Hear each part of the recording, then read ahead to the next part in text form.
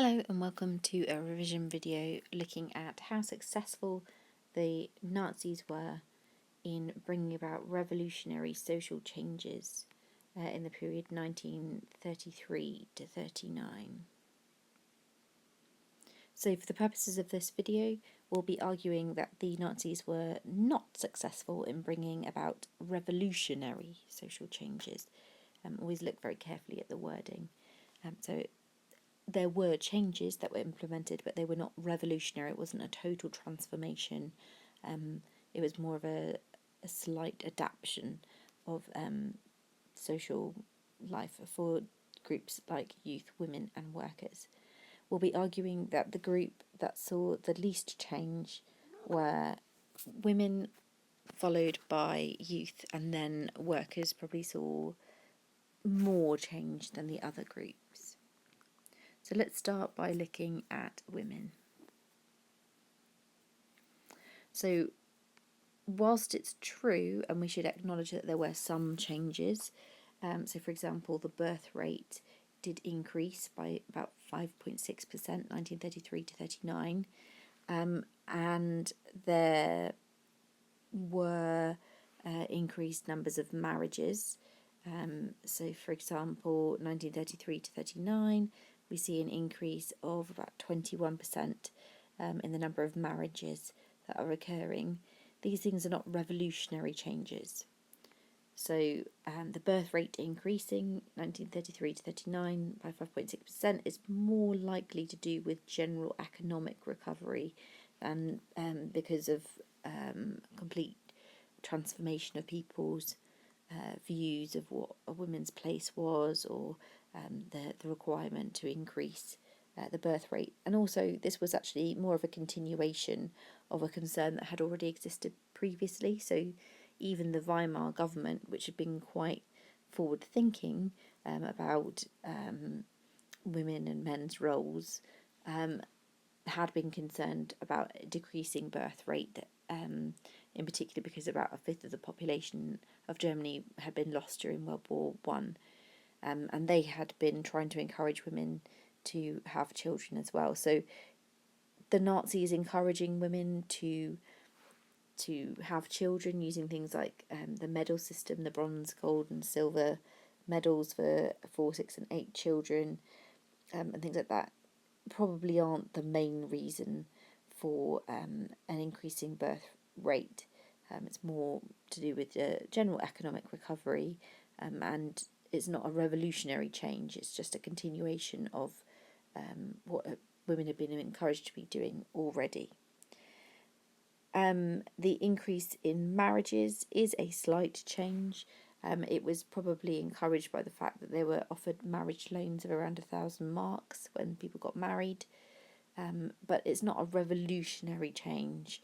It's more of a gradual continuation of a pattern that had already been occurring. And we could argue that obviously there are some other changes that occurred that would have affected women. So 38 billion marks were spent on things like hospitals and schools, which would have been beneficial for women, but they were services that they already had access to before. So it's not a revolutionary change. It's more of a partial change to their experience. And women faced lots of adversity as well. So only 10% of university students were allowed to be women in this time period. And 15% of women were sacked from their jobs in 1933. People in roles like doctors, solicitors, 4,000 teachers, civil servants, people in sort of professional roles were being fired from their jobs. So obviously that's not a revolutionary social change for them. And also there's change over time in the Nazis' policies as well. So, for example, we know that after 1936, women were being encouraged back into the workplace as part of Goering's 4-year plan. And we had things like the duty year in 1937 being introduced, where women were encouraged to spend a year working on farms or in households. And by 1939, there were around about 14 million women working. So in reality, even though the Nazis were trying to encourage women to take on more of a motherly role in the home, across the time span, if we compare 1933 to 39, there's actually limited change in the way that women were being used in society. So were the Nazis successful in bringing about revolutionary social change for women? Definitely not. The next group for us to focus on, which also continues this theme of there not being revolutionary social change, is the youth. There is some change here as well, but equally we would argue is not revolutionary change. So, for example, the youth membership of the Hitler Youth and League of German Young Maidens, the BDM, although there were large numbers of people who were part of its membership, it wasn't really a revolutionary change. So, for example, we know that before the Nazis seized power in 1933, were voted into power in 1933, there were already around 6 million young people who were members of youth groups. So the fact that by 1936 there were around 5 million members of the Hitler Youth groups, and by 1939 when it's made compulsory that there were 8 million, it's not really that significant a change. Many of these young people had already been involved in youth groups and organisations before.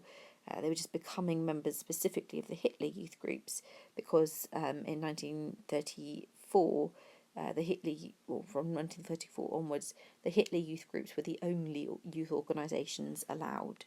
And so it's just a change of the type of organisation that they were joining. So it's not a revolutionary change, although obviously the Nazis are successful in achieving their aims towards the youth. Obviously, again, similarly, we could mention the fact that there were opposition youth groups, so the Swing Youth, for example, and the Edelweiss Pirates, although these were quite low in number. So there's only about 6,000 Swing Youth and 2,000 Edelweiss Pirates compared to sort of 5, 6, up to 8 million members of the Hitler Youth and League of German Young Maidens groups. We know that the Nazis were using things like threats to parents that they would take their children into care if they didn't allow their children to become members of the Hitler Youth around 1936. Even then, around 10% of 10-year-olds hadn't joined the Hitler Youth groups by 1936. So, although membership is increasing, it's also not encompassing all young people. Some groups are sort of objecting and avoiding membership. In addition to the Hitler Youth groups, there's also specific schools and education programs set up by the Nazi Party. And again, similarly, there's no real revolutionary social change here. There were some specialist schools set up. So, for example, in 1933, the Napalast schools, which were sort of Nazi political education schools, were set up. And in 1937 onwards, the Adolf Hitler schools were set up by the DAF, Robert Ley, and the Hitler Youth leaders as well. And in some ways, these were a little bit different because they were boarding schools that charged no fees for children over 12 years. And they gave them sort of military training, and they did things like studies of historic battles and also live fire drills. But they were really only for what was seen as the elite youth. So it's a minority of young people who would have been attending these schools. And in terms of changes for slightly older youths or young adults at university, there's not revolutionary social change. They are being made to do sort of national service effectively. All university students had to join the DS, the German Students' League. Only 75% of them actually did. and all of them had to do 4 months labour service and 2 months at an SA camp.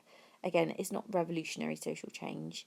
The Nazi Party are achieving their goals in controlling these groups of people, young people, but their lives aren't really changing that significantly compared to what they had been under the Weimar Republic. Compared to women, youth did see more social change because there were some new opportunities opening up to them, where with women there aren't really any new opportunities. It's more things being taken away from them. But the opportunities being given out are really only to a small group. The group that probably saw the most significant changes, social changes, were workers, or sort of largely men. And even then, the changes are not revolutionary. We see the all trade unions being replaced by the DAF, led by Robert Ley, which also included the KDF, which was the Strength Through Joy organisation. Obviously, replacing the trade unions took away the voice of workers. The DAF was really only a figurehead for them. They couldn't actually have their voices heard in the same way as they could through trade unions. The Strength Through Joy organisation did offer some benefits, and there were some social opportunities here. So, for example, we know that around 10 million people went on KDF sponsored holidays or tours, but it's worth mentioning that only 10% of those people were working class. So 90% of the people who were going on those holidays and tours sponsored by the KDF probably would already have been on holidays and tours before the KDF came about through the Nazi Party. So it's not that significant or revolutionary change. Similarly, we know that around 7 million people took part in or sort of watched sporting events sponsored by the KDF, and although that's a large number of people, again, it's not really revolutionary social change because people previously were viewing sports. It's just that it had become centralised under the KDF. We know that there are other schemes that didn't even really come to fruition. So there were promises of a VW car if people bought into a particular scheme and sort of put tickets in each month. Around 6,000 people actually put all their tickets in, and none of the cars actually ever got given out because instead of production of the VW cars, those factories were switched to focusing on rearmament. There's also, we should mention some social change. So, for example, wages did rise 1933 to 36 by about 20%, which obviously is a positive thing for workers. It would have helped their quality of life. However, we also know that by 1939, the working week had increased to around 49 hours, so people were working 6 extra hours a week, which probably helps to explain that 20% increase in wages that people were receiving. So actually, if they're working far more hours, perhaps their quality of life wasn't really revolutionarily changed. And there are some really unpopular things that also occurred. So, for example, all 18 to 25-year-olds were having to do 6 months national service in the RAD, which was really unpopular. There was quite low pay, poor food and sort of conditions. And we also know that although unemployment statistics did look quite low, around 1939, the Nazis claimed that unemployment was as low as 300,000 people. That's largely propaganda, sort of masking groups like women, Jews, young people who were in the national service, the RAD. None of those groups were included in unemployment statistics, so unemployment may actually have been a little bit higher than that. So workers did see some change, with wages improving, unemployment being significantly lower than it had been before, but in terms of the opportunities and how much their quality of life improved, it's still quite limited and probably not really enough to call it revolutionary social change. So overall, we've proved that there's not revolutionary social change. It's particularly limited for women, quite limited for youth, and workers saw the most change, but even then it was fairly limited. I hope that this revision video has been useful. Don't forget to find some sources in your textbooks that look at similar topics sort of surrounding this and have a go at analysing them, looking at things like what's the content of that source tell me about social change under the Nazis in this time period.